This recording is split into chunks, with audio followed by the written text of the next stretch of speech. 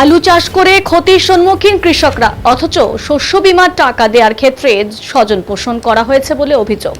এই অভিযোগে মঙ্গলবার ধূপগুড়ি ঝুমুর কৃষি অফিসে জড়ো হন কৃষকরা। এরপর কৃষকরা জানতে চান শস্য বীমার টাকা কিসের ভিত্তিতে দেওয়া হয়েছে, ক্ষতিগ্রস্ত আলু চাষিরা কেন বীমার টাকা পেলেন না, অথচ আলু চাষ না করেও কিভাবে বীমার টাকা পেলেন অনেকে। এইসব প্রশ্নের সঠিক উত্তর না পাওয়ায় ক্ষোভে ফেটে পড়েন কৃষকরা।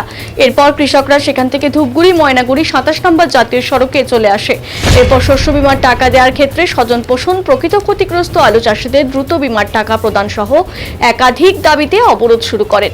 খবর পেয়ে ঘটনাস্থলে পৌঁছয় ধূপগুড়ি থানার পুলিশ বাহিনী। এরপর মহকুমা পুলিশ আধিকারিক ঘটনাস্থলে পৌঁছে কৃষকদের কৃষি আধিকারিকদের সঙ্গে বৈঠকের আশ্বাস দিলে অবরোধ তুলে নেন কৃষকরা।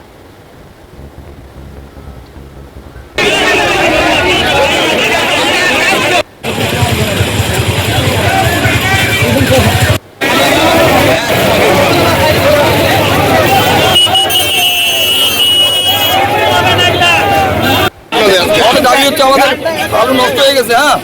নষ্ট হচ্ছে আমরা কৃষি নোংরা হয়েছে, মনে হচ্ছে টাকা আমরা পাই নাই। কিছু লোক টাকা পাইছে, যারা জমি দেয় নাই তারা টাকা পাইছে, জমিটা জমা দিয়ে দিচ্ছি, আমরা টাকা পাইনি।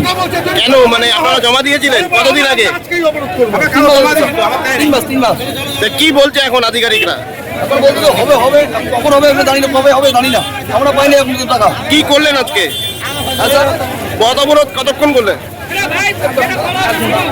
আপনারা কি অফিসেও গিয়েছিলেন? গেছিলাম, কিছু বলতে পারছি না। কি দাবি আপনাদের? আপনাদের কি দাবি? আমাদের দাবি আমাদের টাকা লাগবে, টাকা লাগবে।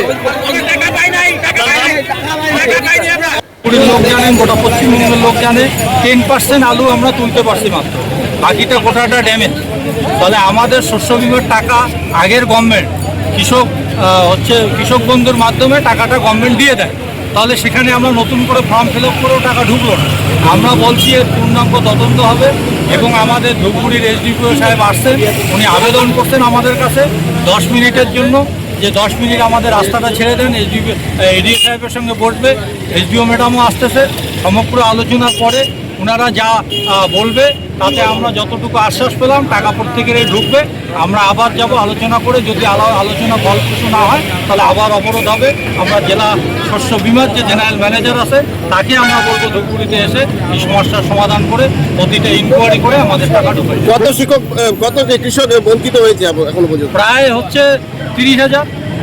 কেন, কি করে হলো এটা?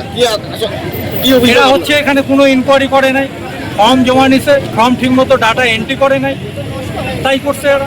বেশিরভাগ টাকাগুলো কারা পেয়েছে? বেশিরভাগ টাকা হচ্ছে যারা ব্যবসায়ী, যাদের জমি নেই, যারা হচ্ছে জমি পুরানা খতিয়ান আছে তারা টাকা পাইছে। যারা এখানে সালামি দিছে মোট কথা তারা টাকা পাইছে। তাছাড়া কাটমানির গল্প আছে। কাটমানি অবশ্যই নিয়েছে। কি মনে হচ্ছে এখানে যারা অফিসে কাজ করে তারাই, অনেক তো কন্ট্রাকচুয়াল ছেলে কাজ করে, তারা নিছে। কৃষি আধিকারিক জড়িত বলে মনে করছেন? অবশ্যই, তা নাহলে এত বড় কি করে হয়? উনি কি কোনো আপনার সঙ্গে কথা বললো? উনি কথা বললো যেটা, যে আমি আগে টাকা আরও ঢুকবে, বাকি টাকা ঢুকবে, সবারই টাকা ঢুকবে, এই কথা উনি বলছে। আমরা এই কথার কোনো আমরা দেইনি। আমাদের এখন এসডিপিও সাহেব যাবে, আমরা লিখিত প্লেস করতে চাই, উনি লিখে দিবে যে এত দিনের মধ্যে এত কৃষকের টাকা আসবে, আমরা ছেড়ে দিই। আজকে কি আপনার আন্দোলন তুলে নেবেন? না, তুলে কেন তুলবো? 10 মিনিটের জন্য বিরতি আমরা দিলাম। পরে আরো কৃষকদের কোনো পথ অবরোধ করলেন? আমাদের যে আলুর ক্ষতি করে টাকা ঢুকে নেই, তোমার এখানে ঢুকছে, আমাদের ঢুকে নেই, অনেকের ঢুকে নেই। কেউ আলু না করেও পাইছে, কেউ আলু করেও পায়নি। এটাই অভিযোগের জন্য আজকে এখানে আসলাম। কি বলছে আধিকারিকরা? এর সাথে কী হয়েছে আমরা তো জানি না, আমরা তো এখনই আসলাম। কতদিন আগে জমা দিয়েছিলেন?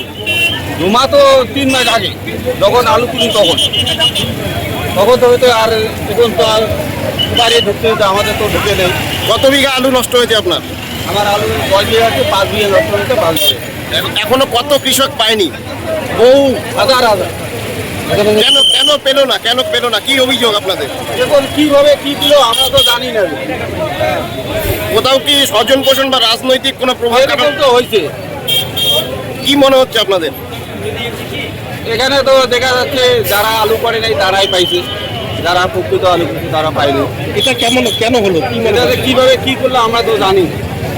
কোথাও কি রাজনৈতিক প্রভাব কাটানো হয়েছিল এটাতে? এরকম তো হয়েছে। আধিকারিকরা কিছু জানাচ্ছে আপনাদের? না, কিছু জানি না। তা আপনারা কি চাইছেন এই মুহূর্তে? এবারে আমার বিচার চাইছি এটা কি হয় দেখে। স্যার সকাল থেকেই আপনার অফিসে কৃষকরা বিক্ষোভ দেখাচ্ছে এবং তারপরে কিন্তু রাস্তা অবরোধ করছে, এখানে পুলিশ প্রশাসনও রয়েছে। তো স্যার কি কারণে এই মূলত কি বার্তা দেবেন কৃষক, মানে কি বলবেন, কি ঘটনা? অ্যাকচুয়ালি গত রবি সিজনে আমাদের যাদের আলু ফসলের ক্ষতিগ্রস্ত হয়েছিল এবং যারা ফসল বিমা নথিভুক্ত ফার্মার করেছে তাদের ডিবিটি প্রসেস চালু হয়েছে। এখনও সেই ডিবিটি প্রসেসটা কমপ্লিট হয়নি। যারা বাকি আছে ল্যাপটপ তাদের টাকা খুব শীঘ্রই এখন।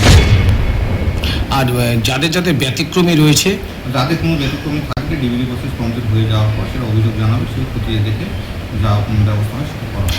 আর যাদের মেসেজ ঢুকেছে টাকা ঢুকে নেই, টাকা এখনও ঢুকেনি, সেটা দেখতে হবে, চেক করে যা কি আছে দেখে আমরা জানাবো। প্রসেসটা কমপ্লিট না হলে তো বলা যাবে না। কিন্তু স্যার অনেক কৃষকের অভিযোগ রয়েছে যে যারা অরিজিনালি কৃষক না তাদের টাকা গেছে। না ওইরকম কোনো কিছু নেই, যারা আবেদন করেছে প্রত্যেকে টাকা পাবে। স্যার স্যার এখন কি অবস্থায় কৃষকরা এখনও তো বিক্ষোভ দেখাচ্ছে, কি বলবেন?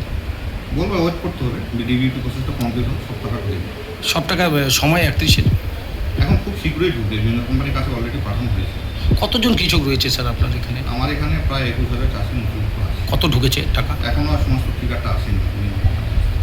ধন্যবাদ স্যার। সকাল থেকেই আপনার